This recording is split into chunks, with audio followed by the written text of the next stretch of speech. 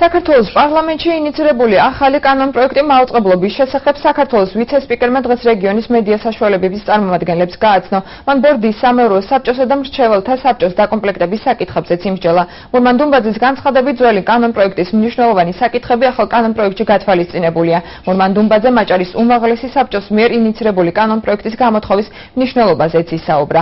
ახალი კანონპროექტის თანახმად აჭარის ტელევიზიასთან შეიქმნება სამეთვალყურეო საბჭო, რომლის დაკომპლექტებაშიც აჭარის უმაღლესი საბჭოს უმრავლესობა და უმცირესობა მიიღებს მონაწილეობას.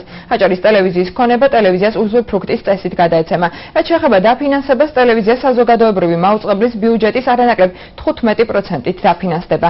აჭარის უმაღლესი საბჭოს თავმჯდომარის განცხადებით, უმაღლესი საბჭოს დეპუტატების მიერ ინიცირებულ კანონპროექტს პარლამენტიდან მას შემდეგ გამოითხოვენ, რაც ახალ კანონპროექტს დეტალურად შეისწავლიან და მათი შენიშვნებიც გათვალისწინებული იქნება.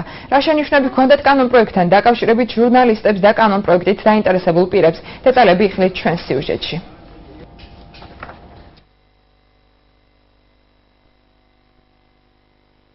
აჭარის ტელევიზია ერთხელ და სამუდამოდ გათავისუფლდება სამთავრობო მეურვეობისაგან. აქამდე ტელევიზიის უფროს, ტელევიზიის ჟურნალისტებს, ასე ვთქვათ, საჯარო მოხელეებს მთავრობა ნიშნავდა, მთავრობა უხდიდა ფულს და ტელევიზია ანგარიში ვალდებული იყო მთავრობის წინაშე.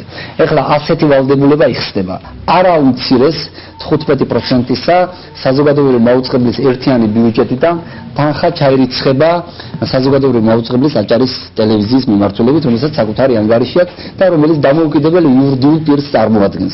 ჯერ კიდევ არ არის მიღებული ის კანონი, ვაპარაკობთ მხოლოდ კანონ პროექტზე, რომელიც ამ წუთში აკმაყოფილებს ჩვენს მოთხოვნებს, მაგრამ როგორც კი გადაწყდება ამ კანონის მიღების საკითხი და მიიღებს საბოლოო სახეს, ჩვენ რა თქმა უნდა უკვე გამოვიწვევთ, იმიტომ რომ აღარ იქნება საჭიროება